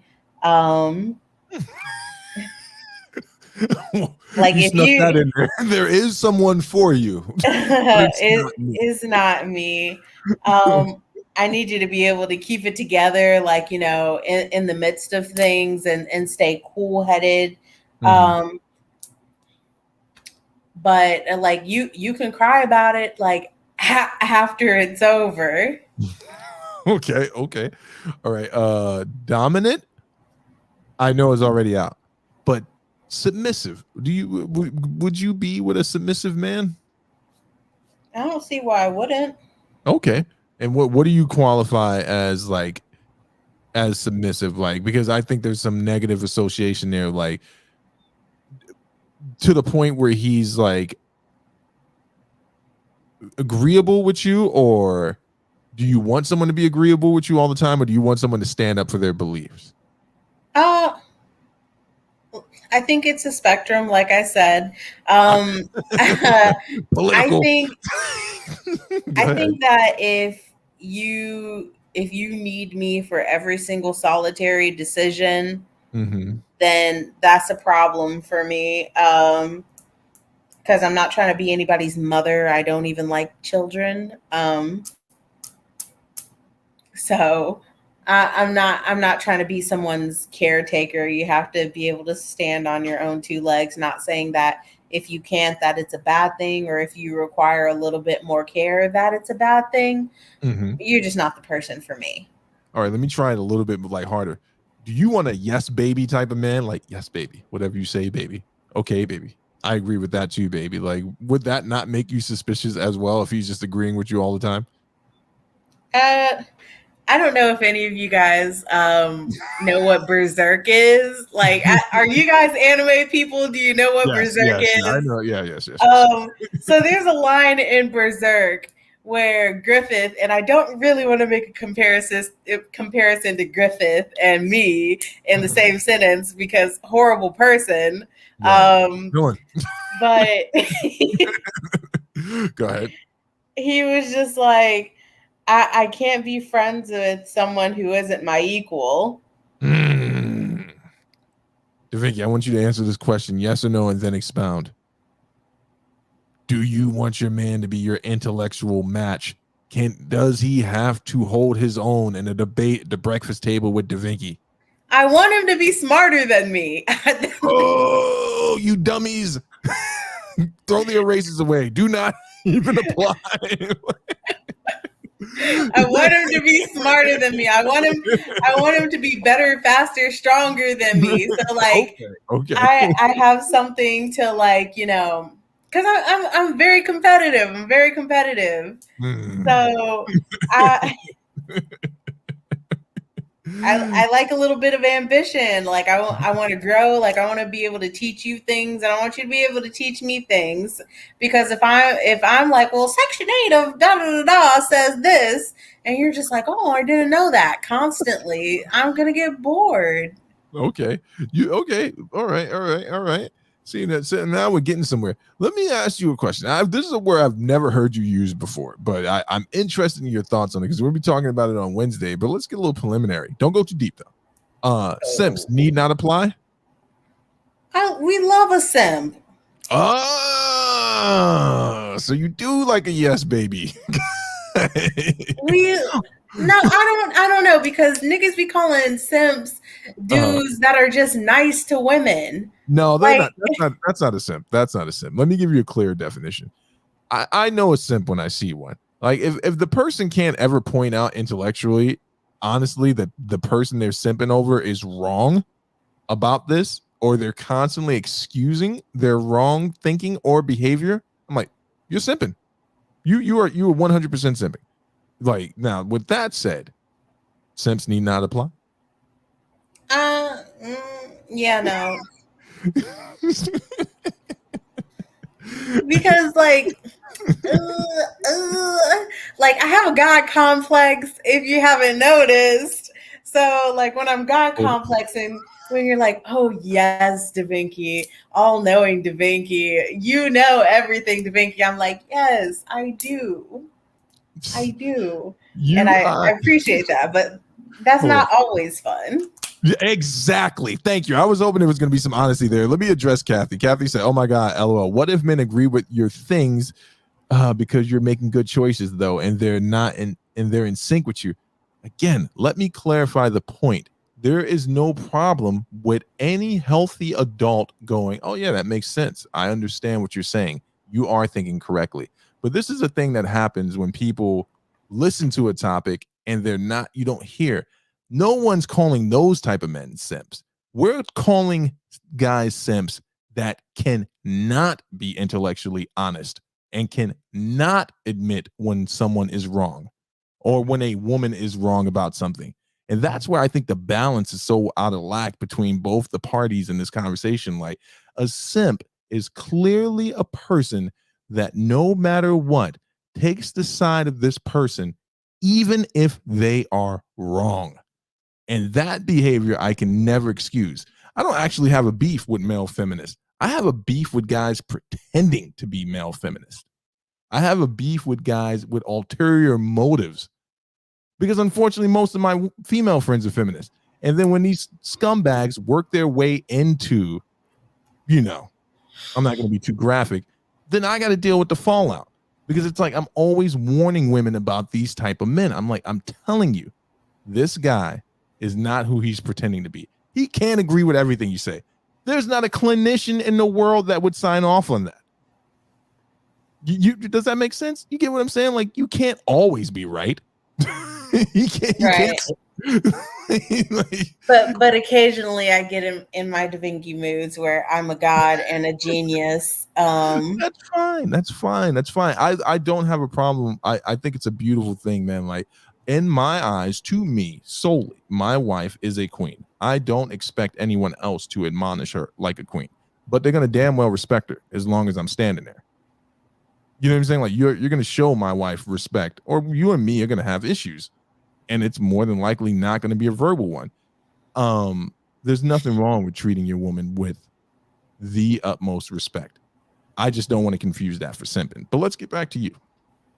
So with that, you just said something, and I kind of just want to expound on it real quickly. With that, I feel like a lot of people should realize, like, you do that because you think it's right, not because the other person is like standing over your shoulder and, like, you know, expecting you to do it at any given second. Like, you know, you do it because what you think it's right. And I don't really want to talk about the Jada Will situation because I don't think that they're the best example. Jada and Will, my favorite. Go ahead. I don't they're not the best example. No, they're not. But his actions were his actions because he thought that that's what he should do in that situation. And the way that people admonish her because of his actions when he only did what he thought was best in that situation, like, I think that's... Well, here's the thing. So we were on air when that broke. You remember? We were actually, I forget what the topic was, but it came up while we were on air. And so initially, and still to this day, man, I understand his impulse as a husband to do that. I can relate to it. I understand it. I think where the problem is, though, and where the optics are bad on this is because it's Jada. Now, that's not me picking on Jada. That's just the reality. Like, people, anyone that's being sensible about it, of course, I wish he wouldn't have went up and smacked a dude, you know, like Chris Rock, who's smaller than him, who's weaker than him. There's no, but, you know, I understand that impulse. It's hard, I think, for people to accept that he did it for Jada, but, you know, that's his marriage. I honestly, you know, I got smoke for both of them. I think they are the worst of us, and I feel bad that I ever looked up to them for anything. And like I said, shame on me for having heroes. But there was a time when I don't think that's fair. Oh no, it's fair. It's fair for me because I will no longer look to them as that, and that's my fault for even putting them up on a pedestal. They didn't ask to be placed here. No, you're right. Like, but yeah. I'm sorry. Go ahead. No, go ahead. Go ahead. I don't think it's fair because, like, their entire life is on it in a microscope. So like, if your entire life or even my entire life was on a microscope, people would probably think that I'm a war criminal, like I'm awful. Some of the things that I've done in the past because, like, I just wasn't ready to process it or didn't know how to ask questions about it. And so, like, you know, it just did things off the top of my head. Like, they weren't nice and they weren't right. And if, like, people had been privy to those things, like, they they probably would think that I'm a awful, terrible person, and that's like their reality. Though, like they live their entire life in a microscope. Like Mhm. their kids are under the microscope. They're under the microscope. Their marriage is under the microscope. Every single thing that they do, every single thing that they have done for the past Mhm. 30, 40 years is out there for everybody to see. And that's like a kind of scrutiny that you and I will never face. Well, I mean, shit, you Well, might I hear will. about me in the news like one day, but until then, y'all won't know all the awful things that I've done. So Well, and here's the thing about that, right? And I understand that assessment, right? But the problem is with that, and my issue with them in particular and people like them is the pulpit of lies, right? When you cast yourself as this higher spiritual priestess, right? Espousing ivory tower spiritual beliefs, which shout out to her. Her career is weaning. I was actually really excited when she started doing the Red Table Talk because I was like, this, she's jumping on. I love to see these older stars jump into the new media platform and take advantage of it. And it was a hit. It's just no matter how you cut it, yes, they're under scrutiny, right? But then there's a certain level of oversharing, right? And once you've agreed to that and you've put it out into the world, you no longer get to choose whether or not people scrutinize you. Now, here's the thing. I can theorize about why Will did it. He has said many things about emotional damage as a child, not being able to stick up for his mother when she was being abused by his father. And all these things are consistent. It makes sense. But at the end of the day, I would do it for Mrs. Holdup because of the quality of her character. I would not do that based off of what I've seen of Jada for her. And and that's I just wanted to elaborate that point, like that people do it because they think that it's right, not because they yeah, think that is something that their partner would want them to do. Because like I don't know if you guys watch Rick and Morty, but Mr. Poopy Butthole said something. Mr. um it was like at one of the end cap clips where he was just like, um I was trying to be the person that she wanted me to be and not who I actually was. And that's like a very slippery slope when you do something so that like other people will be proud of you and not so that you can be Exactly. proud of yourself. So Exactly. And the doing something for the ideal of honor is different. Those are three different things. We're on the same page. Kathy says, but that's the thing. We can't assume when someone isn't being honest without evidence. We have to take people for their word. I disagree categorically. I have to take you at your actions. You can say a lot of things, but I'm going to observe you, right? I'm going to period. observe what you're doing versus, and I'll take into consideration the things you're saying, but I need to start seeing receipts. I need to see proof or the Period. fruit of your labors. And is that good fruit, the type of fruit that I would want to taste? And that's the thing that I see with not just with the simps, but I see it with the girls, that want to be one of the guys. This is why women who are in relationship with men and there's the female friend who's like, she's one of the guys, she wants to hang out, why they're so suspicious of them. It's not because of some type of internalized misogyny. It's really because who is this woman, what are her intentions, right? And that's some of the stuff that gets lost in our rhetoric sometimes, is that emotional part. But we're not here to talk about how horrible Jada Pinkett is and how she could possibly be the reincarnation of Mussolini. We're here to Oh talk my about god. we're here to talk about Da Vinci's dating habits. So we've Oh established my. before we close the show out. So you said something that I find entirely interesting, but I know you were joking, but I just want to jump into it a little bit since you left the door open. Do you think it would honestly be easier if you were dating women? Yes. Okay, unpack that for me. um Especially because women are socialized to be considerate, and they're women are socialized to be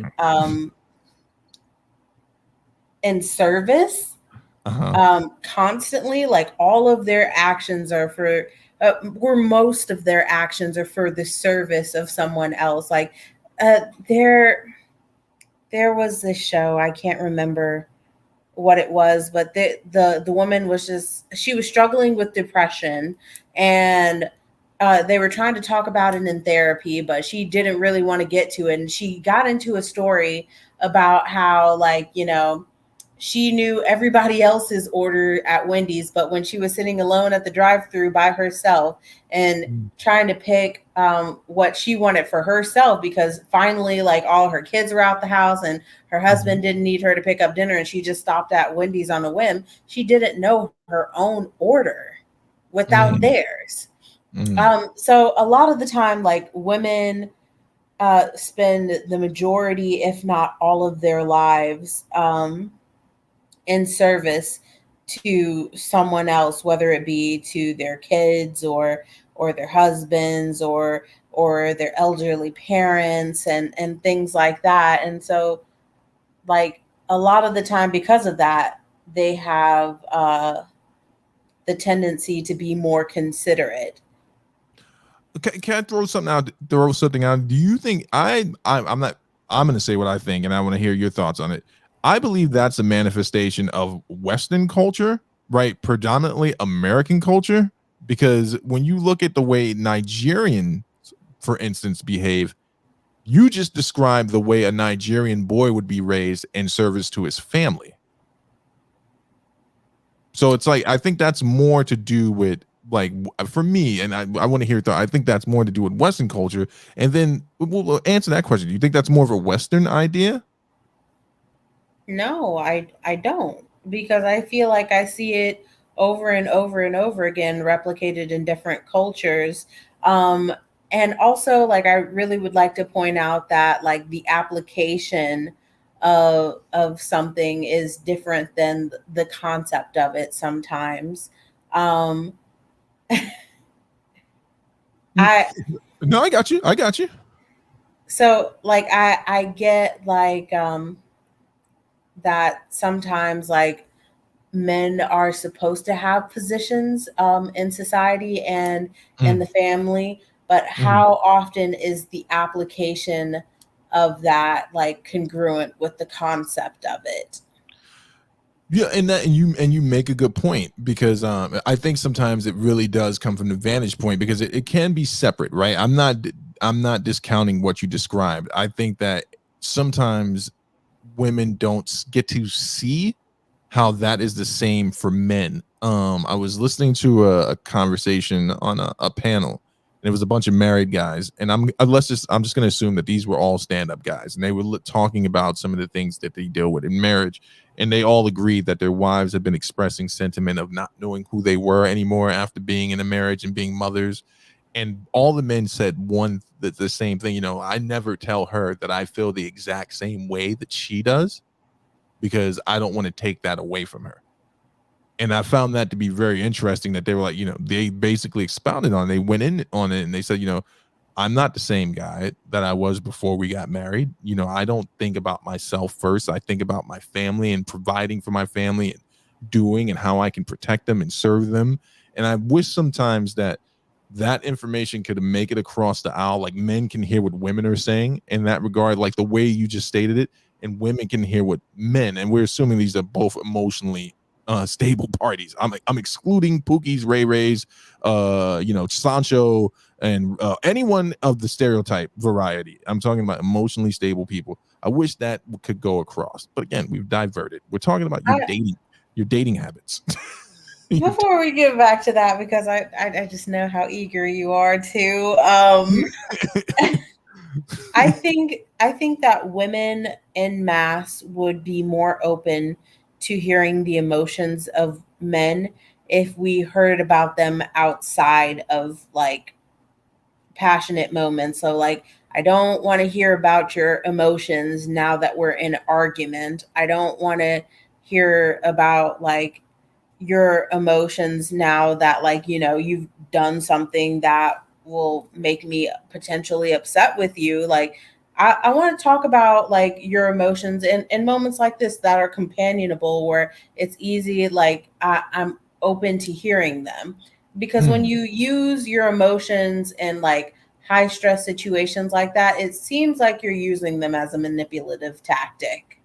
You're trying to use Yeah. them to divert attention away from the fact that I'm angry, and you want me to focus on the fact that you have feelings right now because I'm angry. And that's a valid point. I think from the men's side of the table, it's sometimes what's good for the goose is good for the gander. Right?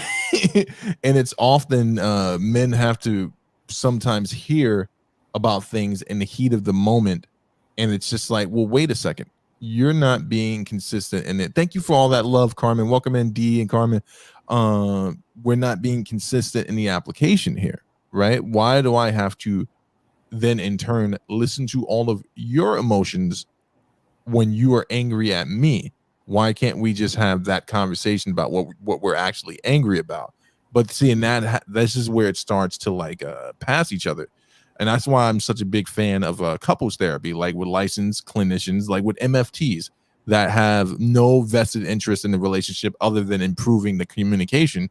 Because when you have a set of people and they have trauma, ideals, and all these things, having someone that can arbitrate and kind of mediate the conversation, like, hey, this is where you are failing, this is where you are failing, this is where you can improve together, and this is where you need to improve individually.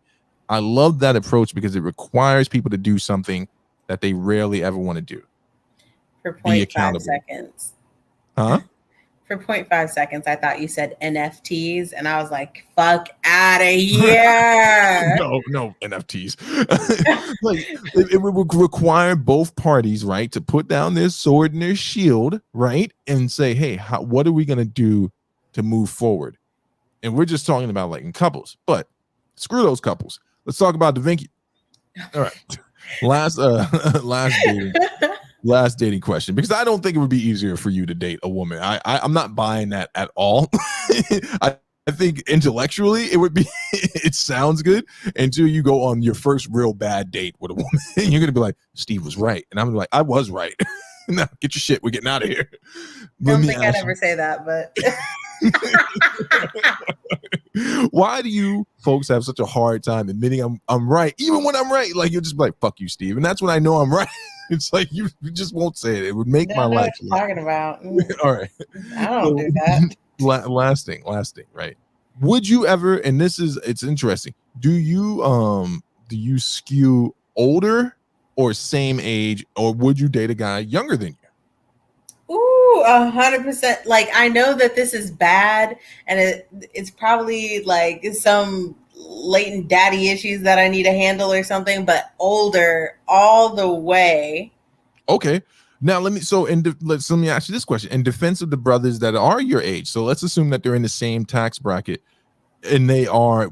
Is it because you think they're not emotionally developed enough, or what's the experience there? A lot of the time when there are men my age or younger that approach me, like it's just for fun. It's just for a good time. Like they're hitting me up with the I'm here for a good time, not a long time. You're an Aquarius, you know how this goes.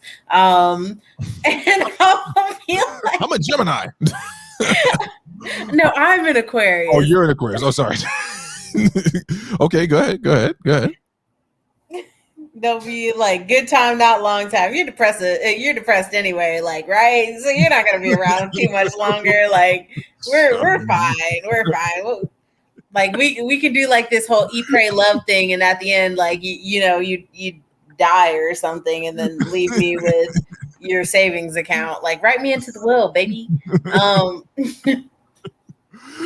Okay. Bex tapping in for Da Vinci said, I don't think that's bad at all, and it doesn't give daddy issues. Yeah, no, it doesn't give daddy issues. I think that's a weird thing that was thrown. Like, it's you'll know someone who has actual daddy fetish issues when you see him. I think those people, always make that very obvious. So okay, so Da Vinci skews older, but you would, if the young man was emotionally mature, consider, and if he was fiscally in a good place, consider.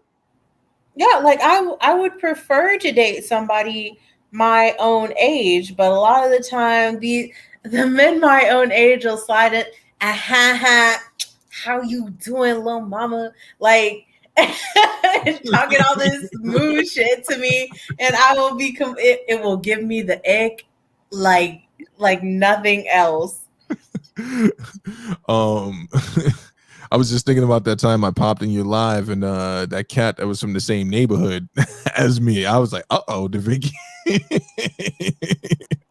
But I'm not gonna go into that. That was a blast from the past. All right. Oh goodness. Yeah, you know exactly what I'm talking about. That's why I asked you the thug question. DeVinci was giving this young man all the energy. He's from Harlem too. He's like, yo, son, here's the thing you were saying about racial construction and desystemized. I'm like, yeah, tell me that shit, son. Tell me. All right. Did you have fun tonight, DeVinci? I feel like you really opened up to everyone. Well, I'm not against that shit. Like, why do people think that, like, I'm a warlord? Like, I understand Azula is my favorite character, and Good night, Avatar Captain. the Last Airbender, but like, damn, like, I promise, I'm just a regular, smegular person. Well, you keep referring to yourself as a god, so I can see Well, how. yeah. I am a god, but simultaneously, and you're forgetting the Holy Trinity: me, myself, and I. Me No, is that's the human. the trinity of confusion, and that's why I'm gonna tell you the same thing I tell my dear sister Bex. You are the type of person I'm like, please don't bring any weirdos to the cookout, right? If I gotta like be stuck with this guy in any social awkward setting, like, oh, Steve, this is my whatever, and I'm like, okay, here we go. Now I gotta be nice to him. I gotta feel him out. Like, just don't bring any strange people around. That's all. It's not really about you. Me talking about your dating habits is how it's going to impact me at the end of the day. Do I have to deal with this person? Are they, are they going to get my jokes? Is he too old? What if you show up with a 60-year-old guy and he's like latched onto me? I'm not the same age as you, sir. Like, I don't like Arnold Palmer's and tomato soup. So yes, you do. I love those things. I love a nice warm Arnold Palmer. And things I can remember. This has been another good episode, a little departure from what we normally do, and shout out to everyone that stuck around. You got anything you want to say? You want to close out with, my sister? I'm a god, and if you think I'm not scary from this episode, I am. Yo, since he's really going at me because I have this thing about not eating watermelon in public, and he's trying to take us back 200 years. So, I just want to address that. You know what I'm saying? I ate watermelon in public today. The yellow kind. I know you did. I got the email as soon as you did it. And the Black It was delicious. We met, and I was just like, listen, Farrakhan, we got some people we're going to have to start excluding from the club. Then don't worry, Candace is out. Folks, make sure you check out Dope Dynamics this Wednesday. We're going to be talking about these simping ass motherfuckers again. I'm sure we're going to have a nice, fun conversation. And DeVinci, when are you going live individually again on Spoon or otherwise? Oh my God. Like, I work, you guys. I do 2 shows a week now. Like, so it's hard for me to put in all the work that I usually put in for my shows because I don't know if anybody else knows, but like, my shows, it takes like a week's worth of research. I come ready for those bitches. And so like it's been really hard to try to find the time. And also like I went back to school because I am trying to level up. There you go. So I haven't had a whole bunch of time between like school and these shows and work, and I travel. So I'm gonna try to do like maybe 2 a month. Okay. I think I could manage that. And then I think I'll post updates in the Discord for when I'm about to do those things. But I've been having a hot girl summer. I've been enjoying the hoochie daddies with their thigh meat and. Well, I seen those guys, man. I was like, these guys. We love the hoochie daddies this summer. Like the short shorts, immaculate. I love it. What, you like a nice thick thigh? Yes. Just don't. Can he wear short shorts to the nice hipster restaurant?